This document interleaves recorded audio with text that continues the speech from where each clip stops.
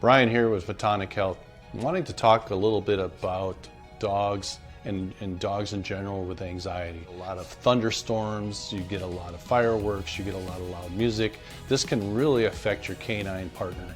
Well, first of all, our Light Therapy for Dogs book, if you go to page 98, we have the anxiety points. These things are amazing for dogs. One of the best points I really like is one up here called the yin tang, and I like to use the multi-light in green to affect that because this will affect the parasympathetic mode or the pineal gland to put them into parasympathetic mode. I'm going to bring a dog up quick and show you where that point is for you. So this is Shelby. So you would simply put it right between the eyebrows, and you can see right away she felt that, and then that will relax them.